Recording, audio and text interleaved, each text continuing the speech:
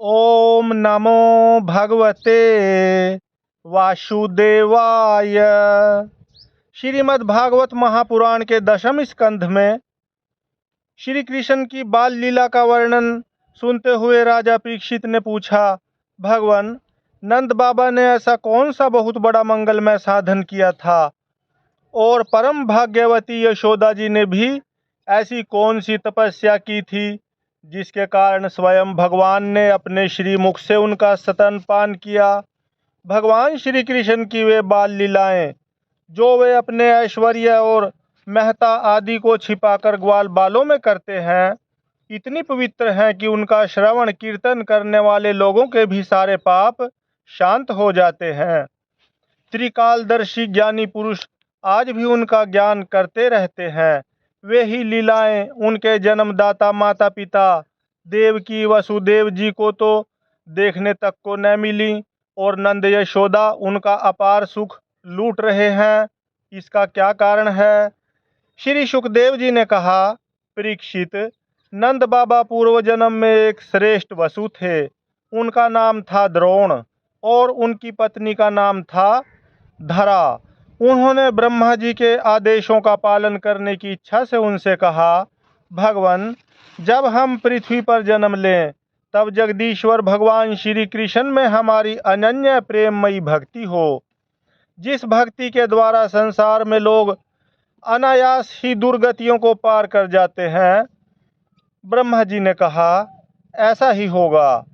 वे ही परम यशस्वी भगवान में द्रोण व्रज में पैदा हुए और उनका नाम हुआ नंद, और वे ही धरा इस जन्म में यशोदा नाम से उनकी पत्नी हुई।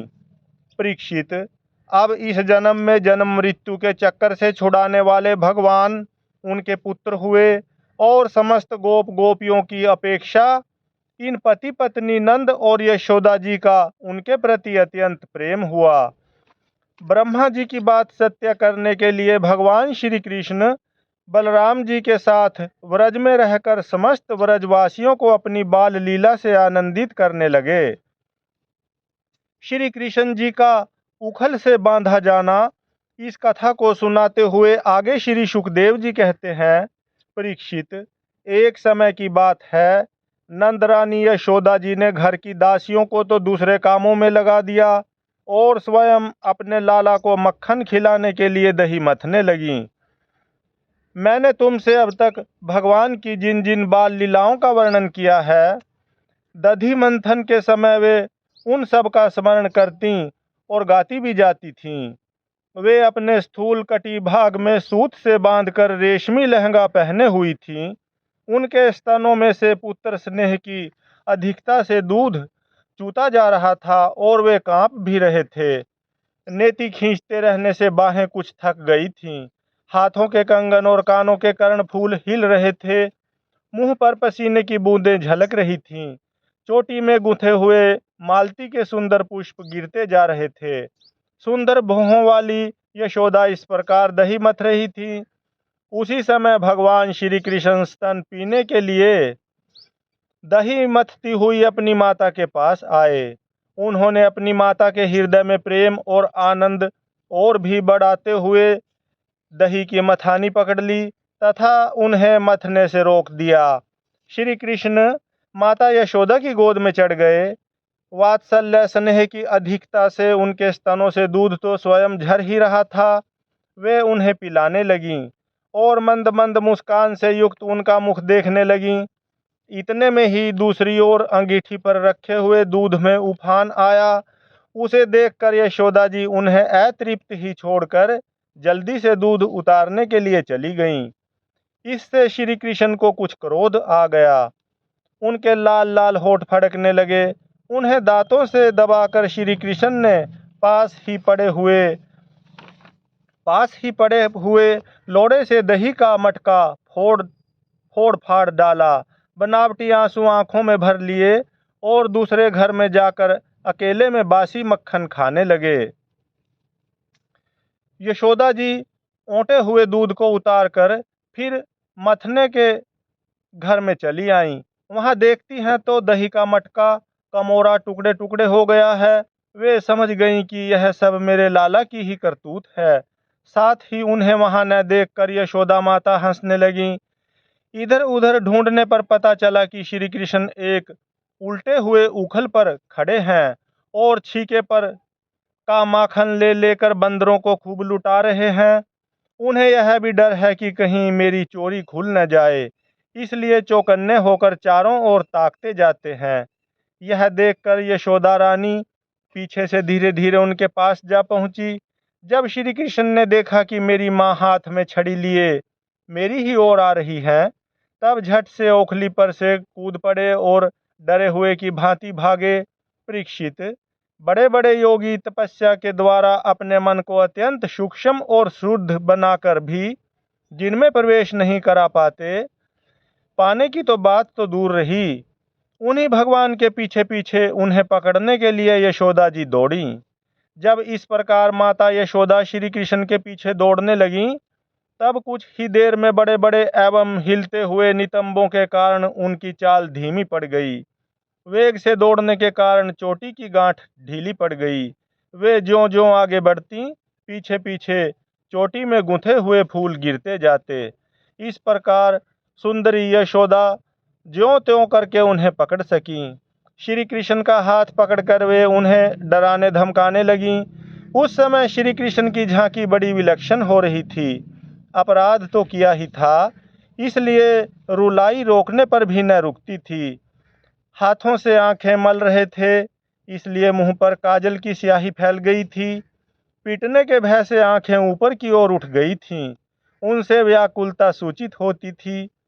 जब यशोदा जी ने देखा कि लल्ला बहुत डर गया है, तब उनके हृदय में वात्सल्य स्नेह उमड़ आया। उन्होंने छड़ी फेंक दी। इसके बाद सोचा कि इसको एक बार रस्सी से बांध देना चाहिए, नहीं तो यह कहीं भाग जाएगा। परीक्षित, सच पूछो तो यशोदा मैया को अपने बालक के ऐश्वर्य का पता न था, जिसमें न बाहर है न भीतर, न आदि है और न अंत, जो जगत के पहले भी थे बाद में भी रहेंगे। इस जगत के भीतर तो हैं ही, बाहरी रूपों में भी हैं, और तो क्या, जगत के रूप में भी स्वयं वही है।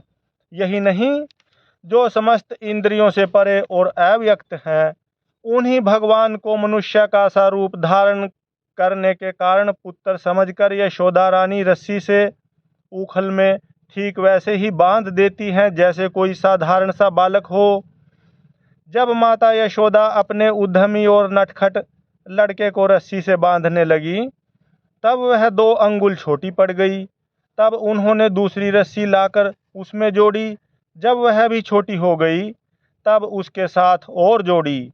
इस प्रकार वे ज्यों-ज्यों रस्सी लाती और जोड़ती गईं, त्यों-त्यों जुड़ने पर भी वे सब 2-2 अंगुल छोटी पड़ती गईं। यशोदा रानी ने घर की सारी रस्सियां जोड़ डालीं, फिर भी वे भगवान श्री कृष्ण को न बांध सकी। उनकी असफलता पर देखने वाली गोपियां मुस्कुराने लगीं और वे स्वयं भी मुस्कुराती हुई आश्चर्यचकित हो गईं। भगवान श्री कृष्ण ने देखा कि मेरी माँ का शरीर पसीने से लथपथ हो गया है, चोटी में गूंथी हुई मालाएं गिर गई हैं और वे बहुत थक भी गई हैं। तब कृपा करके वे स्वयं ही अपनी माँ के बंधन में बंध गए। परीक्षित, भगवान श्री कृष्ण परम स्वतंत्र हैं। ब्रह्मा, इंद्र आदि के साथ वह यह संपूर्ण जगत उनके वश में है। फिर भी इस प्रकार बंधकर उन्होंने संसार को यह बात दिखला दी कि मैं अपने प्रेमी भक्तों के वश में हूँ। ग्वालिनी यशोदा ने मुक्तिदाता मुकुंद से जो कुछ अनिर्वचनीय कृपा प्रसाद प्राप्त किया, वह प्रसाद ब्रह्मा पुत्र होने पर भी, शंकर आत्मा होने पर भी और वक्षस्थल पर विराजमान लक्ष्मी अर्धांगिनी होने पर भी न पा सके। यह गोपिका नंदन भगवान अनन्य प्रेमी भक्तों के लिए जितने सुलभ हैं, उतने देहाभिमानी कर्मकांडी एवं तपस्वियों को तथा अपने स्वरूप भूत ज्ञानियों के लिए भी नहीं है। इसके बाद नंदरानी यशोदा जी तो घर के काम धंधों में उलझ गईं और उखल में बंधे हुए भगवान श्याम सुंदर ने उन दोनों अर्जुन वृक्षों को मुक्ति देने की सोची। जो पहले यक्षराज कुबेर के पुत्र थे। इनके नाम थे नलकूबर और मणिग्रीव। इनके पास धन, सौंदर्य और ऐश्वर्य की पूर्णता थी। इनका घमंड देखकर ही देवर्षि नारद जी ने इन्हें शाप दिया था और ये वृक्ष हो गए थे। यमला अर्जुन का उद्धार की कथा सुनते हुए राजा परीक्षित ने पूछा, भगवान, आप कृपा यह बतलाइए कि नलकूबर और मणिग्रीव को शाप क्यों मिला? उन्होंने ऐसा कौन सा निंदित कर्म किया था जिसके कारण परम शांत देवर्षि नारद जी को भी क्रोध आ गया? श्री सुखदेव जी ने कहा, परीक्षित, नलकूबर और मणिग्रीव ये दोनों एक तो धनाध्यक्ष कुबेर के लाडले लड़के थे और दूसरे इनकी गिनती हो गई रुद्र भगवान के अनुचरों में। इससे उनका घमंड बढ़ गया। एक दिन वे दोनों मंदाग्नि के तट पर कैलाश के रमणीय उपवन में वारुणी मदिरा पीकर मदोन्मत्त हो गए थे। नशे के कारण उनकी आंखें घूम रही थीं। बहुत सी स्त्रियां उनके साथ गा बजा रही थीं और वे पुष्पों से लदे हुए वन में उनके साथ विहार कर रहे थे। उस समय गंगा जी में पांत के पांत कमल खिले हुए थे। वे स्त्रियों के साथ जल के भीतर घुस गए और जैसे हाथियों का जोड़ा हथनियों के साथ जल क्रीड़ा कर रहा हो, वैसे ही वे उन युवतियों के साथ तरह तरह की क्रीड़ा करने लगे। परीक्षित, संयोगवश उधर से परम समर्थ देवर्षि नारद जी आ निकले। उन्होंने उन यक्ष युवकों को देखा और समझ लिया कि ये इस समय मतवाले हो रहे हैं। देवर्षि नारद को देखकर वस्त्रहीन अप्सराएं लज्जा गईं। शाप के डर से उन्होंने तो अपने अपने कपड़े झटपट पहन लिए, परंतु उन यक्षों ने कपड़े नहीं पहने। जब देवर्षि नारद जी ने देखा कि ये देवताओं के पुत्र होकर श्रीमद से अंधे और मदिरा पान करके उन्मत्त हो रहे हैं, तब उन्होंने उन पर अनुग्रह करने के लिए शाप देते हुए यह कहा। नारद जी ने कहा, जो लोग अपने प्रिय विषयों का सेवन करते हैं, उनकी बुद्धि को सबसे बढ़कर नष्ट करने वाला है श्रीमद। धन संपत्ति का नशा, हिंसा आदि रजोगुणी कर्म और कुलीनता आदि का अभिमान भी उससे बढ़कर बुद्धि भ्रंशक नहीं है, क्योंकि श्रीमद के साथ साथ तो स्त्री, जुआ और मदिरा भी रहती है। ऐश्वर्य मद और श्रीमद से अंधे होकर अपनी इंद्रियों के वश में रहने वाले क्रूर पुरुष अपने नाशवान शरीर को तो अजर अमर मान बैठते हैं और अपने ही जैसे शरीर वाले पशुओं की हत्या करते हैं। जिस शरीर को भूदेव, नरदेव, देव आदि नामों से पुकारते हैं, उनके अंत में क्या गति होगी? उसमें कीड़े पड़ जाएंगे, पक्षी खाकर उसे विष्ठा बना देंगे या वह जलकर राख का ढेर बन जाएगा। उसी शरीर के लिए प्राणियों से द्रोह करने में मनुष्य अपना कौन सा स्वार्थ समझता है? ऐसा करने से तो उसे नरक की ही प्राप्ति होगी। बतलाओ तो सही, यह शरीर किसकी संपत्ति है? अन्न देकर पालने वाले की है या गर्भाधान कराने वाले पिता की? यह शरीर उसे 9 महीने पेट में रखने वाली माता का है अथवा माता को भी पैदा करने वाले नाना का? जो बलवान पुरुष बलपूर्वक इससे काम करा लेता है उसका है अथवा दाम देकर खरीद लेने वाले का है? चिता की जिस धधकती आग में यह जल जाएगा उसका है अथवा जो कुत्ते सियार इसको चीथ चीथ कर खा जाने की आशा लगाए बैठे हैं उनका? यह शरीर एक साधारण सी वस्तु है, प्रकृति से पैदा होता है और उसी में समा जाता है। ऐसी स्थिति में मूर्ख पशुओं के सिवा और ऐसा कौन बुद्धिमान है जो इसको अपना आत्मा मानकर दूसरों को कष्ट पहुंचाएगा, उनके प्राण लेगा? जो दुष्ट श्रीमद से अंधे हो रहे हैं, उनकी आंखों में ज्योति डालने के लिए दरिद्रता ही सबसे बड़ा अंजन है, क्योंकि दरिद्र यह देख सकता है कि दूसरे प्राणी भी मेरे ही जैसे हैं। जिसके शरीर में एक बार कांटा गड़ जाता है, वह नहीं चाहता कि किसी भी प्राणी को कांटा गड़ने की पीड़ा सहनी पड़े, क्योंकि उस पीड़ा और उसके द्वारा होने वाले विकारों से वह समझता है कि दूसरे को भी वैसी ही पीड़ा होती है। परंतु जिसे कभी कांटा गड़ा ही नहीं, वह उसकी पीड़ा का अनुमान नहीं कर सकता। दरिद्र में घमंड और हेकड़ी नहीं होती। वह सब तरह के मदों से बचा रहता है, बल्कि दैववश उसे जो कष्ट उठाना पड़ता है वह उसके लिए एक बहुत बड़ी तपस्या भी है। जिसे प्रतिदिन भोजन के लिए अन्न जुटाना पड़ता है, भूख से जिसका शरीर दुबला पतला हो गया है, उस दरिद्र की इंद्रियां भी अधिक विषय नहीं भोगना चाहती, सूख जाती हैं, और फिर वह अपने भोगों के लिए दूसरे प्राणियों को सताता नहीं, उनकी हिंसा नहीं करता। यद्यपि साधु पुरुष समदर्शी होते हैं, फिर भी उनका समागम दरिद्र के लिए ही सुलभ है, क्योंकि उसके भोग तो पहले से ही छूटे हुए हैं। अब संतों के संग से उसकी लालसा तृष्णा भी मिट जाती है और शीघ्र ही उसका अंतःकरण शुद्ध हो जाता है।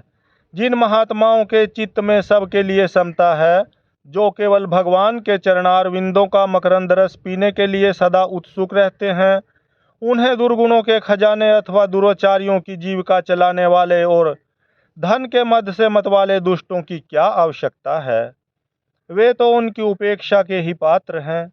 ये दोनों यक्ष वारुणी मदरा का पान करके मतवाले और श्रीमद से अंधे हो रहे हैं। अपनी इंद्रियों के अधीन रहने वाले इन स्त्री लंपट यक्षों का अज्ञान जनित मद मैं चूर चूर कर दूंगा। देखो तो सही, कितना अनर्थ है कि ये लोकपाल कुबेर के पुत्र होने पर भी मदोन्मत होकर अचेत हो रहे हैं, और इनको इस बात का भी पता नहीं है कि हम बिल्कुल नंग धड़ंग हैं। इसलिए ये दोनों अब वृक्ष योनि में जाने के योग्य हैं। ऐसा होने से इन्हें फिर इस प्रकार का अभिमान न होगा। वृक्ष योनि में जाने पर भी मेरी कृपा से इन्हें भगवान की स्मृति बनी रहेगी, और मेरे अनुग्रह से देवताओं के 100 वर्ष बीतने पर इन्हें भगवान श्री कृष्ण का सानिध्य प्राप्त होगा, और फिर भगवान के चरणों में परम प्रेम प्राप्त करके ये अपने लोक में चले आएंगे। श्री सुखदेव जी कहते हैं, देवर्षि नारद इस प्रकार कहकर भगवान नर नारायण के आश्रम पर चले गए। नलकूबर और मणिग्रीव ये दोनों एक ही साथ अर्जुन वृक्ष होकर यमलार्जुन नाम से प्रसिद्ध हुए। भगवान श्री कृष्ण ने अपने परम प्रेमी भक्त देवर्षि नारद जी की बात सत्य करने के लिए धीरे धीरे उखल घसीटते हुए उस ओर प्रस्थान किया जिधर यमलार्जुन वृक्ष थे। भगवान ने सोचा कि देवर्षि नारद मेरे अत्यंत प्यारे हैं, और ये दोनों भी मेरे भक्त कुबेर के लड़के हैं, इसलिए महात्मा नारद ने जो कुछ कहा है उसे मैं ठीक उसी प्रकार उसी रूप में पूरा करूंगा। यह विचार करके भगवान श्री कृष्ण दोनों वृक्षों के बीच में घुस गए। वे तो दूसरी ओर निकल गए, परंतु उखल टेढ़ा होकर अटक गया। दामोदर भगवान श्री कृष्ण की कमर में रस्सी कसी हुई थी। उन्होंने अपने पीछे लुढ़कते हुए उखल को ज्यों ही तनिक जोर से खींचा, त्यों ही पेड़ों की सारी जड़ें उखड़ गईं। समस्त बल विक्रम के केंद्र भगवान का तनिक सा जोर लगते ही पेड़ों के तने, शाखाएं, छोटी छोटी डालियां और एक एक पत्ते कांप उठे, और वे दोनों बड़े जोर से तड़तड़ाते हुए पृथ्वी पर गिर पड़े। उन दोनों वृक्षों में से अग्नि के समान तेजस्वी 2 सिद्ध पुरुष निकले। उनके चमचमाते हुए सौंदर्य से दिशाएं दमक उठीं।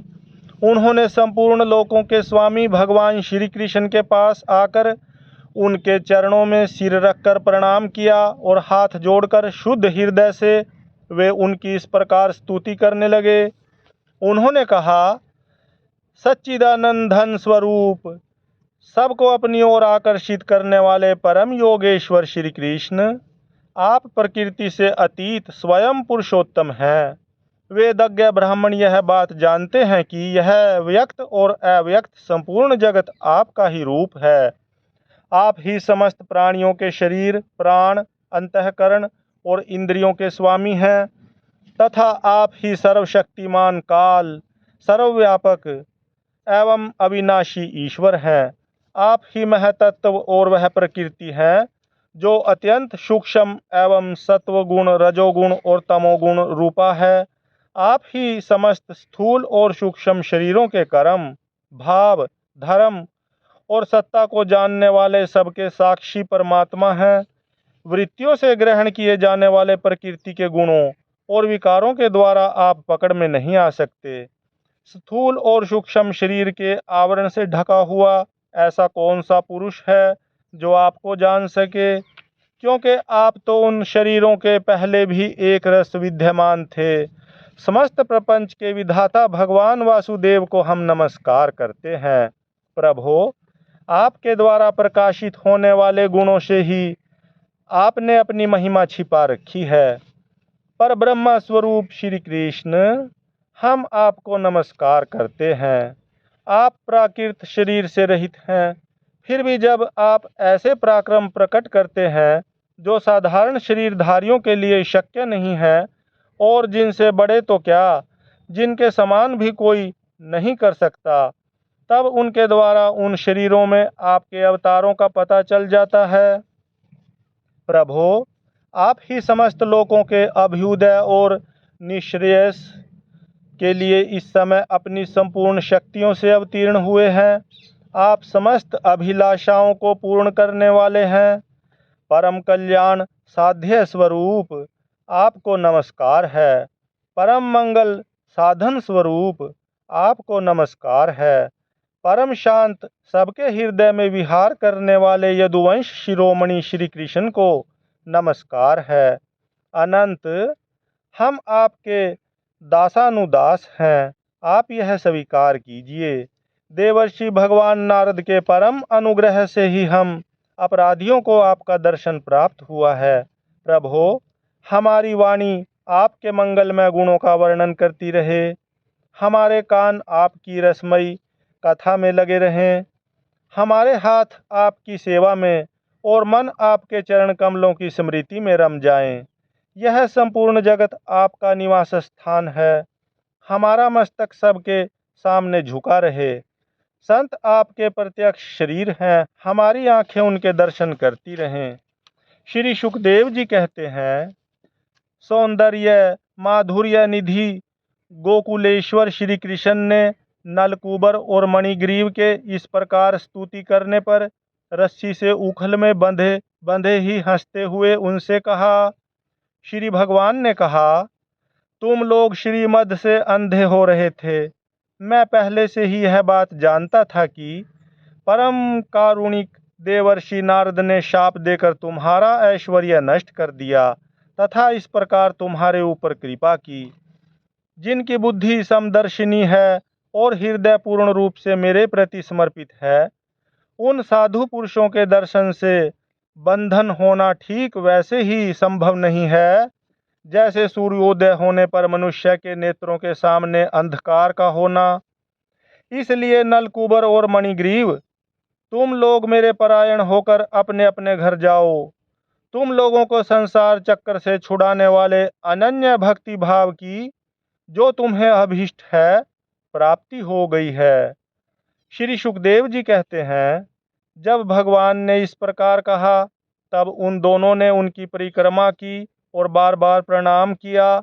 इसके बाद उखल में बंधे हुए सर्वेश्वर की आज्ञा प्राप्त करके उन लोगों ने उत्तर दिशा की यात्रा की। हरि ओम तत्सत, हरि ओम तत्सत, हरि ओम तत्सत, हरि ओम तत्